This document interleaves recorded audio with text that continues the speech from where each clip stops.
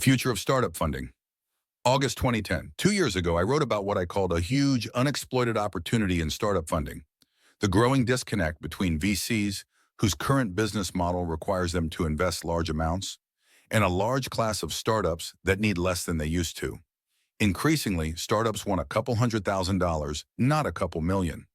The opportunity is a lot less unexploited now.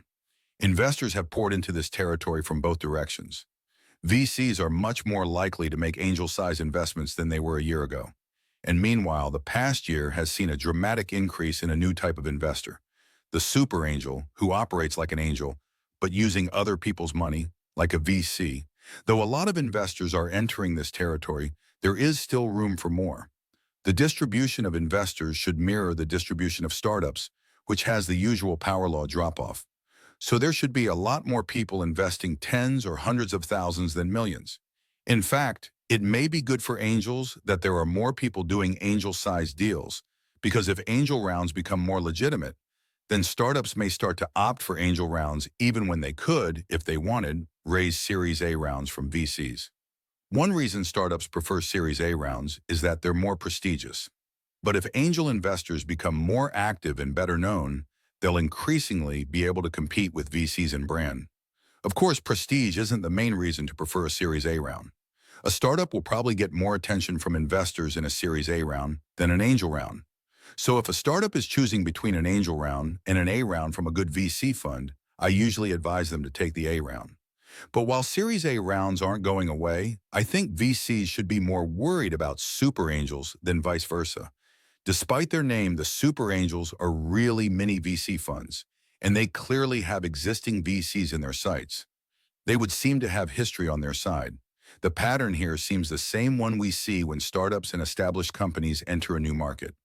Online video becomes possible, and YouTube plunges right in, while existing media companies embrace it only half-willingly, driven more by fear than hope, and aiming more to protect their turf than to do great things for users. Ditto for PayPal. This pattern is repeated over and over, and it's usually the invaders who win. In this case, the super angels are the invaders. Angel rounds are their whole business, as online video was for YouTube, whereas VCs who make angel investments mostly do it as a way to generate deal flow for Series A rounds. On the other hand, startup investing is a very strange business. Nearly all the returns are concentrated in a few big winners. If the super angels merely fail to invest in, and to some extent produce, the big winners, they'll be out of business, even if they invest in all the others. Why don't VCs start doing smaller Series A rounds? The sticking point is board seats. In a traditional Series A round, the partner whose deal it is takes a seat on the startup's board. If we assume the average startup runs for 6 years and a partner can bear to be on 12 boards at once, then a VC fund can do 2 Series A deals per partner per year. It has always seemed to me the solution is to take fewer board seats. You don't have to be on the board to help a startup. Maybe VCs feel they need the power that comes with board membership to ensure their money isn't wasted. But have they tested that theory? Unless they've tried not taking board seats and found their returns are lower, they're not bracketing the problem. I'm not saying VCs don't help startups. The good ones help them a lot. What I'm saying is that the kind of help that matters, you may not have to be a board member to give. How will this all play out? Some VCs will probably adapt by doing more in smaller deals. I wouldn't be surprised if by streamlining their selection process and taking fewer board seats, VC funds could do 2 to 3 times as many Series A rounds with no loss of quality. But other VCs will make no more than superficial changes. VCs are conservative, and the threat to them isn't mortal. The VC funds that don't adapt won't be violently displaced. They'll edge gradually into a different business without realizing it. They'll still do what they will call Series A rounds, but these will increasingly be de facto Series B rounds. In such rounds, they won't get the 25 to 40% of the company they do now. You don't give up as much of the company in later rounds unless something is seriously wrong. Since the VCs who don't adapt will be investing later, their returns from winners may be smaller. But investing later should also mean they have fewer losers. So their ratio of risk to return may be the same or even better. They'll just have become a different, more conservative type of investment. In the big angel rounds that increasingly compete with Series A rounds, the investors won't take as much equity as VCs do now. And VCs who try to compete with angels by doing more, smaller deals will probably find they have to take less equity to do it, which is good news for founders. They'll get to keep more of the company. The deal terms of angel rounds will become less restrictive too, not just less restrictive than Series A terms, but less restrictive than angel terms have traditionally been.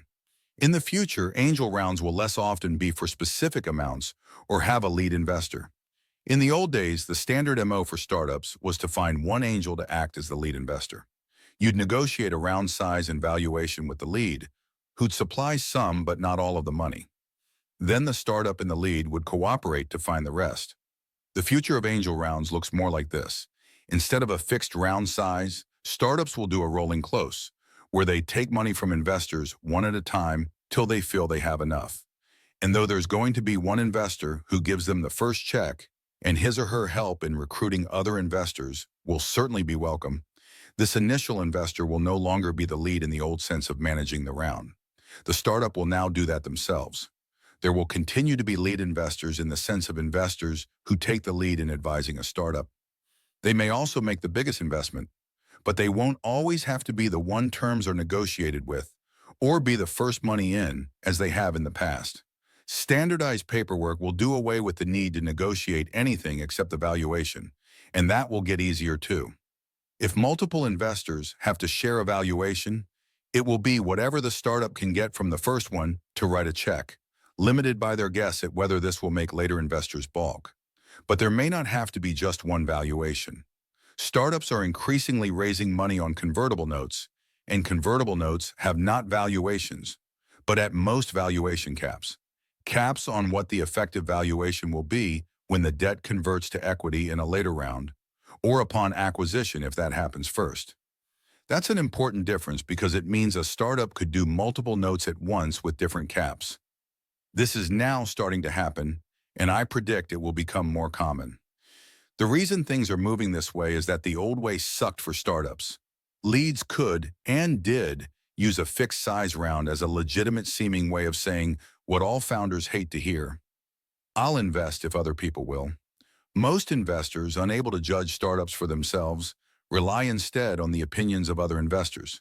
If everyone wants in, they want in too. If not, not. Founders hate this because it's a recipe for deadlock, and delay is the thing a startup can least afford. Most investors know this MO was lame, and few say openly that they're doing it. But the craftier ones achieve the same result by offering to lead rounds of fixed size and supplying only part of the money. If the startup can't raise the rest, the lead is out too. How could they go ahead with the deal? The startup would be underfunded. In the future, investors will increasingly be unable to offer investment subject to contingencies like other people investing. Or rather, investors who do that will get last place in line. Startups will go to them only to fill up rounds that are mostly subscribed. And since hot startups tend to have rounds that are oversubscribed, being last in line means they'll probably miss the hot deals. Hot deals and successful startups are not identical, but there is a significant correlation. So investors who won't invest unilaterally will have lower returns. Investors will probably find they do better when deprived of this crutch anyway. Chasing hot deals doesn't make investors choose better. It just makes them feel better about their choices. I've seen feeding frenzies both form and fall apart many times, and as far as I can tell, they're mostly random. If investors can no longer rely on their herd instincts, they'll have to think more about each startup before investing. They may be surprised how well this works. Deadlock wasn't the only disadvantage of letting a lead investor manage an angel round. The investors would not infrequently collude to push down the valuation, and rounds took too long to close, because however motivated the lead was to get the round closed, he was not a tenth as motivated as the startup. Increasingly, startups are taking charge of their own angel rounds. Only a few do so far, but I think we can already declare the old way dead, because those few are the best startups. They're the ones in a position to tell investors how the round is going to work.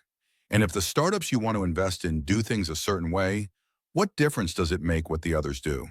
In fact, it may be slightly misleading to say that angel rounds will increasingly take the place of Series A rounds. What's really happening is that startup-controlled rounds are taking the place of investor-controlled rounds. This is an instance of a very important meta trend, one that Y Combinator itself has been based on from the beginning. Founders are becoming increasingly powerful relative to investors. So if you want to predict what the future of venture funding will be like, just ask, how would founders like it to be? One by one, all the things founders dislike about raising money are going to get eliminated. Using that heuristic, I'll predict a couple more things. One is that investors will increasingly be unable to wait for startups to have traction before they put in significant money. It's hard to predict in advance which startups will succeed. So most investors prefer, if they can, to wait till the startup is already succeeding, then jump in quickly with an offer. Startups hate this as well, partly because it tends to create deadlock, and partly because it seems kind of slimy. If you're a promising startup but don't yet have significant growth, all the investors are your friends in words, but few are in actions. They all say they love you, but they all wait to invest. Then when you start to see growth, they claim they were your friend all along and are aghast at the thought you'd be so disloyal as to leave them out of your round. If founders become more powerful, they'll be able to make investors give them more money up front. The worst variant of this behavior is the tranche deal, where the investor makes a small initial investment with more to follow if the startup does well. In effect, this structure gives the investor a free option on the next round, which they'll only take if it's worse for the startup than they could get in the open market. Tranched deals are an abuse. They're increasingly rare, and they're going to get rarer. Investors don't like trying to predict which startups will succeed, but increasingly, they'll have to. Though the way that happens won't necessarily be that the behavior of existing investors will change. It may instead be that they'll be replaced by other investors with different behavior. That investors who understand startups well enough to take on the hard problem of predicting their trajectory will tend to displace suits whose skills lie more in raising money from LPs. The other thing founders hate most about fundraising is how long it takes. So as founders become more powerful, rounds should start to close faster. Fundraising is still terribly distracting for startups. If you're a founder in the middle of raising a round, the round is the top idea in your mind, which means working on the company isn't. If a round takes 2 months to close, which is reasonably fast by present standards, that means 2 months during which the company is basically treading water. That's the worst thing a startup could do. So if investors want to get the best deals, the way to do it will be to close faster. Investors don't need weeks to make up their minds anyway. We decide based on about 10 minutes of reading an application plus 10 minutes of in-person interview. And we only regret about 10% of our decisions. If we can decide in 20 minutes, surely the next round of investors can decide in a couple days. There are a lot of institutionalized delays in startup funding. The multi-week mating dance with investors, the distinction between term sheets and deals, the fact that each Series A has enormously elaborate custom paperwork. Both founders and investors tend to take these for granted. It's the way things have always been. But ultimately, the reason these delays exist is that they're to the advantage of investors. More time gives investors more information about a startup's trajectory, and it also tends to make startups more pliable in negotiations, since they're usually short of money. These conventions weren't designed to drag out the funding process, but that's why they're allowed to persist. Slowness is to the advantage of investors, who have in the past been the ones with the most power. But there is no need for rounds to take months or even weeks to close. And once founders realize that, it's going to stop. Not just in angel rounds, but in Series A rounds too. The future is simple deals with standard terms, done quickly. One minor abuse that will get corrected in the process is option pools.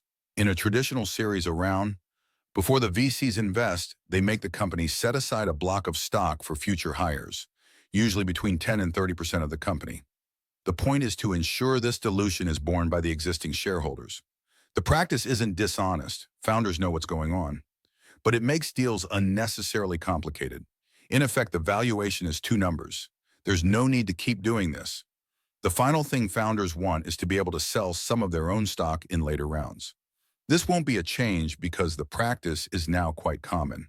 A lot of investors hated the idea, but the world hasn't exploded as a result. So it will happen more and more openly. I've talked here about a bunch of changes that will be forced on investors as founders become more powerful. Now the good news, Investors may actually make more money as a result. A couple days ago, an interviewer asked me if founders having more power would be better or worse for the world. I was surprised because I'd never considered that question. Better or worse, it's happening. But after a second's reflection, the answer seemed obvious. Founders understand their companies better than investors, and it has to be better if the people with more knowledge have more power. One of the mistakes novice pilots make is over-controlling the aircraft, applying corrections too vigorously, so the aircraft oscillates about the desired configuration instead of approaching it asymptotically. It seems probable that investors have till now, on average, been over-controlling their portfolio companies. In a lot of startups, the biggest source of stress for the founders is not competitors, but investors. Certainly it was for us at ViaWeb. And this is not a new phenomenon. Investors were James Watt's biggest problem too. If having less power prevents investors from over-controlling startups, it should be better not just for founders, but for investors too.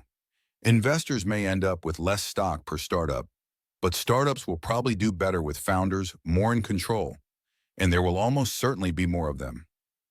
Investors all compete with one another for deals, but they aren't one another's main competitor.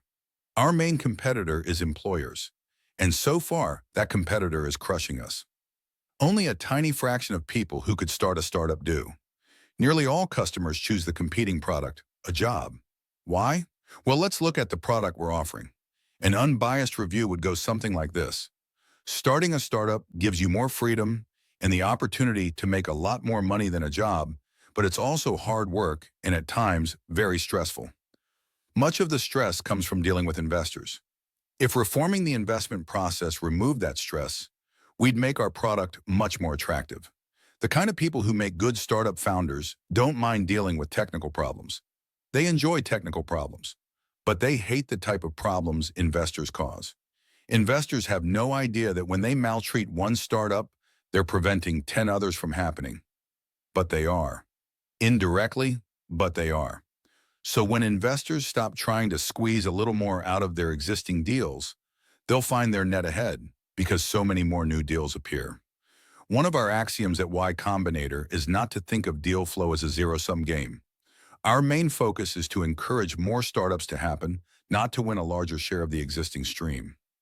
We found this principle very useful, and we think as it spreads outward, it will help later-stage investors as well. Make something people want applies to us too. In this essay, I'm talking mainly about software startups. These points don't apply to types of startups that are still expensive to start, for example in energy or biotech. Even the cheap kinds of startups will generally raise large amounts at some point when they want to hire a lot of people. What has changed is how much they can get done before that. It's not the distribution of good startups that has a power law drop-off, but the distribution of potentially good startups, which is to say, good deals. There are lots of potential winners from which a few actual winners emerge with superlinear certainty. As I was writing this, I asked some founders who'd taken Series A rounds from top VC funds whether it was worth it, and they unanimously said yes. The quality of investor is more important than the type of round, though. I'd take an angel round from good angels over a Series A from a mediocre VC. Founders also worry that taking an angel investment from a VC means they'll look bad if the VC declines to participate in the next round. The trend of VC angel investing is so new that it's hard to say how justified this worry is. Another danger, pointed out by Mitch Kapor, is that if VCs are only doing angel deals to generate Series A deal flow, then their incentives aren't aligned with the founders. The founders want the valuation of the next round to be high, and the VCs want it to be low. Again, hard to say yet how much of a problem this will be. Josh Kopelman pointed out that another way to be on fewer boards at once is to take board seats for shorter periods. Google was, in this respect, as so many others, the pattern for the future. It would be great for VCs if the similarity extended to returns. That's probably too much to hope for, but the returns may be somewhat higher, as I explain later. Doing a rolling close doesn't mean the company is always raising money. That would be a distraction. The point of a rolling close is to make fundraising take less time, not more. With a classic fixed-sized round, you don't get any money till all the investors agree, and that often creates a situation where they all sit waiting for the others to act. A rolling close usually prevents this. There are two non-exclusive causes of hot deals. the quality of the company, and domino effects among investors. The former is obviously a better predictor of success. Some of the randomness is concealed by the fact that investment is a self-fulfilling prophecy. The shift in power to founders is exaggerated now because it's a seller's market. On the next downtick, it will seem like I overstated the case. But on the next uptick after that, founders will seem more powerful than ever. More generally, it will become less common for the same investor to invest in successive rounds, except when exercising an option to maintain their percentage. When the same investor invests in successive rounds, it often means the startup isn't getting market price. They may not care, they may prefer to work with an investor they already know. But as the investment market becomes more efficient, it will become increasingly easy to get market price if they want it, which in turn means the investment community will tend to become more stratified. The two 10 minutes have 3 weeks between them, so founders can get cheap plane tickets. But except for that, they could be adjacent. I'm not saying option pools themselves will go away. They're an administrative convenience. What will go away is investors requiring them. Thanks to Sam Altman, John Batista, Trevor Blackwell, Paul Buchheit, Jeff Clavier, Patrick Collison, Ron Conway, Matt Kohler, Chris Dixon, Mitch Kapoor, Josh Kopelman, Pete Kumin, Carolyn Levy, Jessica Livingston, Ariel Poehler, Jeff Ralston, Naval Ravikant, Dan Siriker, Harj Tagger, and Fred Wilson for reading drafts of this.